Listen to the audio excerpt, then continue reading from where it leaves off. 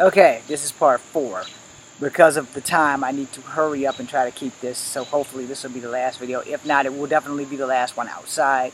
But the thing about martial arts and fighting and size and all this other stuff, you need to have your ass well-rounded. Straight up and down. Take on every martial art that you can possibly get somebody to teach you. Take on some street fighting, take on some ballet, take on some wrestling, take on everything, because everything that you take on will teach you how to evolve and adapt in a fight. Alright? And like I said, in MMA, up until now, because now they actually have my weight class, and I just showed you in the other video my x-rays and shit like that, and they're gonna do all that before they even, it's like, alright, we're gonna give you a full physical.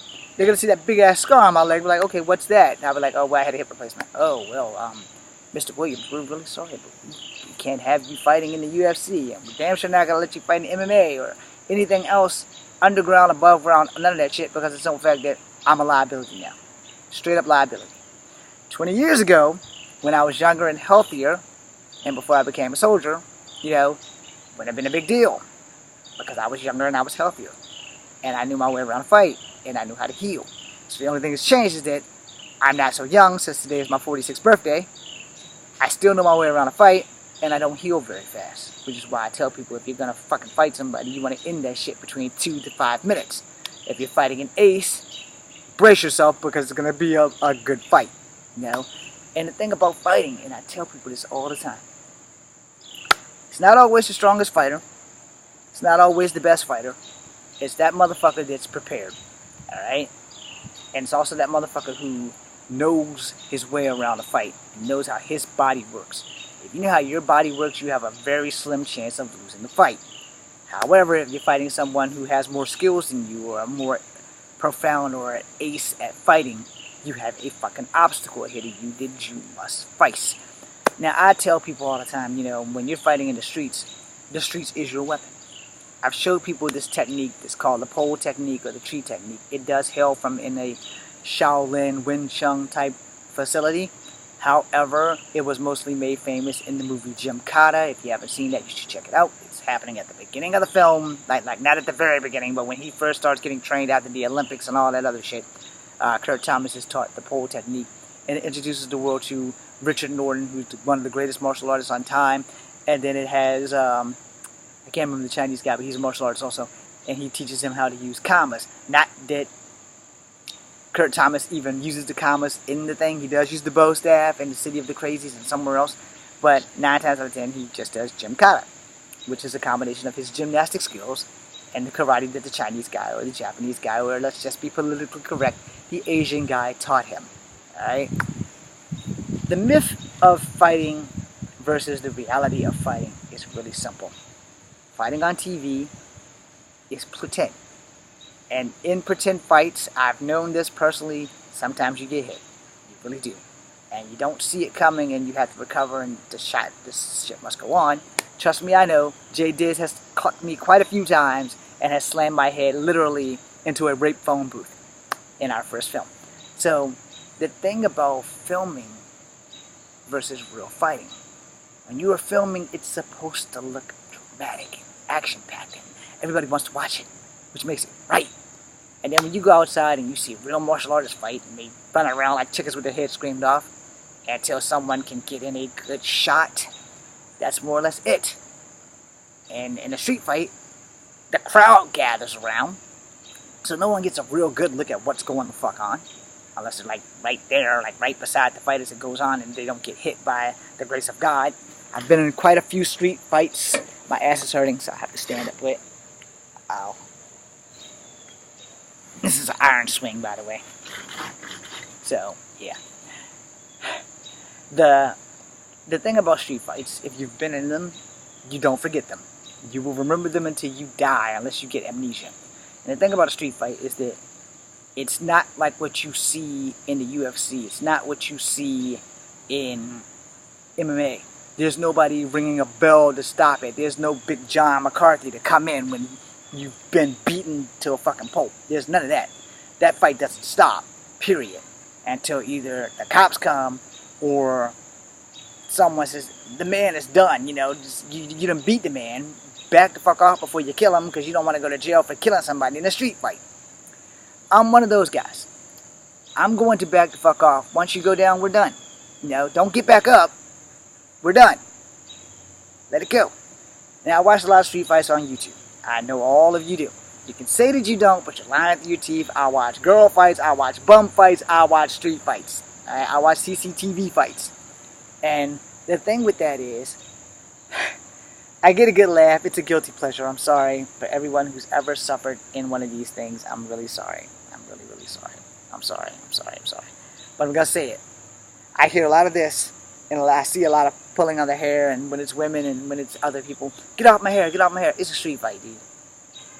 You don't want to get your hair pulled, you should probably wear a hat. It's a street fight. I say that because I have a ponytail, and the first thing that people are going to say, well, what if they pull your ponytail? I ain't worried about that ponytail. That shit will grow the fuck back. You know, it'll grow back. It'll grow back. I'm worried about getting my ass beat. This is just a small part of my ass. Everything else is what matters. It's like, well, I got your hair, I'm bashing you in the face. Yeah, we're not having that happen. You got my hair. I'm hitting you in the nuts. Yeah, I'm just, boom, you got me down here, and you tucking me in, so I got two hands. One's going to be shielding my face to keep you from hurting me. The other one's going to grab, twist, and pull, or I'm going to hit you in the nuts. You ain't going to be holding this that long. You know, you're not. You're not going to be holding that ponytail that long. It's going to come all out the band and everything. But I'm hitting you in the nuts in a street fight. After I hit you in the nuts, I'm going for the kill. So I'm going to hit you somewhere in here or here. I'm going to do some damage to your shit. Just that simple. Because you're worried about pulling my fucking hair. Fuck that hair. It will grow back. Now, I'll cut it when I feel like it. I'm not going to let you cut it. You might rip that bitch off. That's acceptable because we're in a street fight. And I know that going in.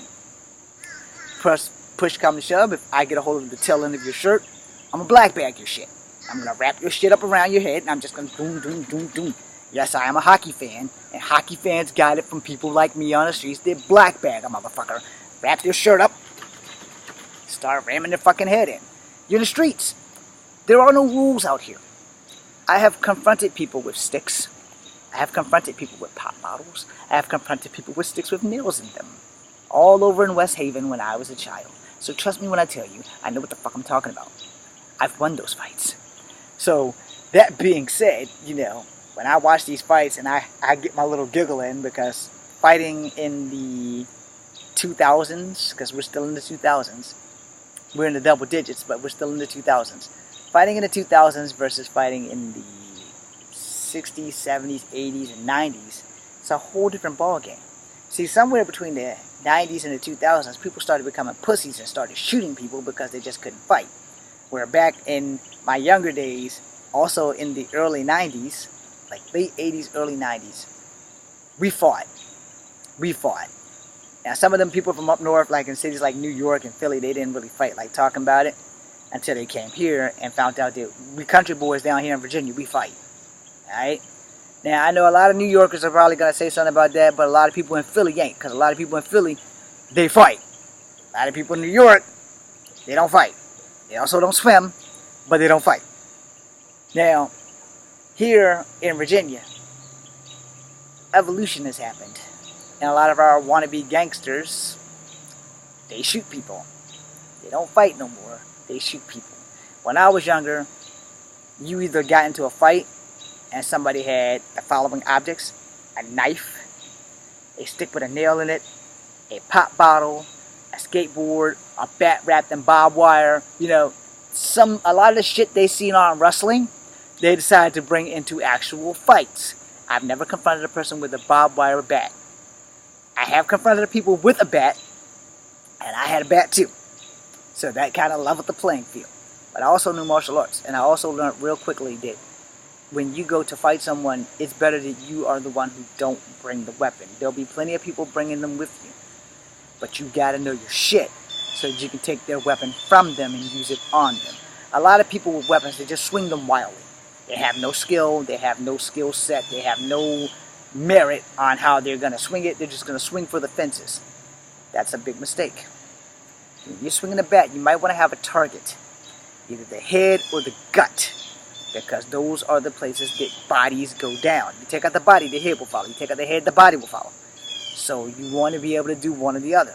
You can't just swing at anything when you have a bat, because if you miss, you over-rotate, they got your ass, and they got your hands and your bat.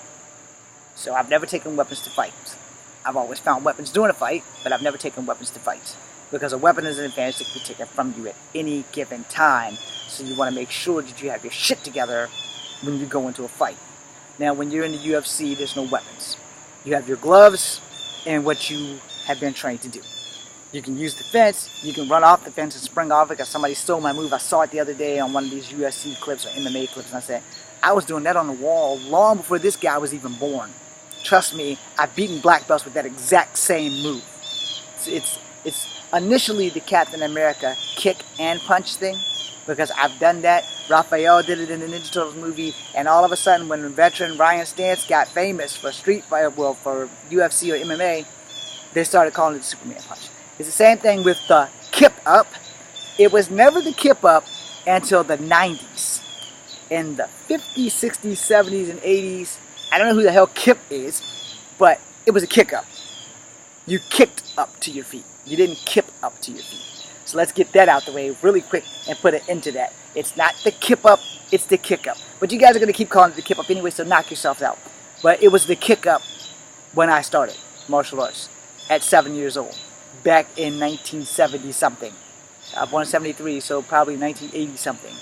74, 76, 77, 78, 79. Yeah, so back in 79, it was the kick up. It wasn't the kip up, it was the kick up. So you kick to your feet. Now apparently, ebonically speaking, people have changed shit. But now, if you're going to get into these things, you need to know your way around your body. You need to know your way around someone else's body. Fighting is only as good as the fighter themselves. You put me in a boxing ring with a boxer, he's probably going to mop the floor at me if I'm not allowed to use my feet. You put me in a boxing ring with a kickboxer, I have a fighting chance because I've taken a little bit of kickboxing, a little bit of Muay Thai.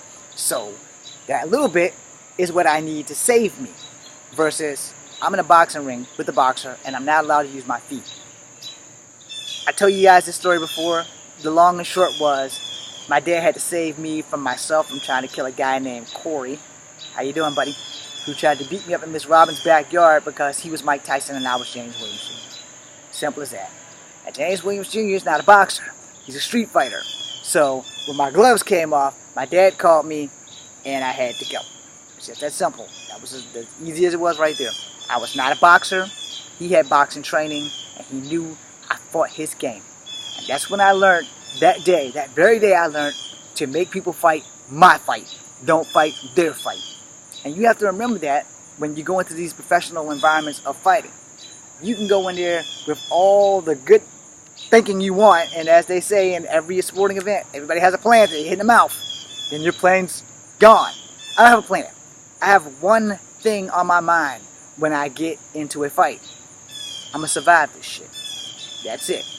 I'm going to do what I got to do. If I can help it, I'm not going to let him hit me. 9 times out of 10, that's not an option. When you are in a fight, you are going to get hit. And you need to know that. You need to accept that. Because if you get lucky, you might not get hit. But every fight is different. Every fighter that you encounter is different. Every person's skill level is different.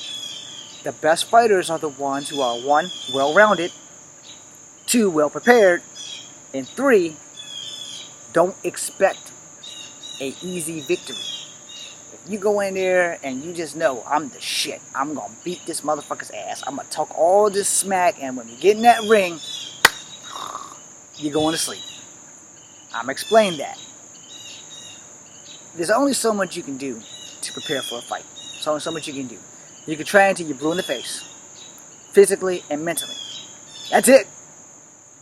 You get in that damn ring, or when you're out here in the street, you don't know what that fucker across that battlefield is capable of. You really don't. You can't underestimate him. You can't overestimate him. You can't underestimate yourself. You can't overestimate yourself. Only thing you can do is accept the hand of fate and be ready to go. When he throws that punch, boom! You know, if karate is the easiest move right there, that's what you're going to do. If kung fu is the easiest move right there, that's what you're going to do. You can have all the game planning you want. in your skull until someone has a fist flying at your face. Then shit's differently. As one of the guys I follow and watch very well has said this 1,000 times, and I couldn't agree more, Mr. Dewey Ryder, Ramsey Dewey. Sorry, I don't know why I called you Dewey Ryder. Mr. Ramsey Dewey has said this 1,000 times, and you guys should probably check him out. Combat stress is no joke. And you can have all the plans you want. You can walk into that ring and just know that you are the shit Mac Daddy of all Mac Daddies. When you get into that ring, the whole world changes. And I ain't been in the ring. But I've been in enough street fights to tell you, off the bat, the whole world changes. I'm going to have to make another video. My battery is dying, so I have to stop this video now. I'm going to make one more, and then I'm going to call it a day. But it's going to be on the same subject, so it looks like you guys are getting an anthology. Thank you guys very much. Like and share. Be seeing you.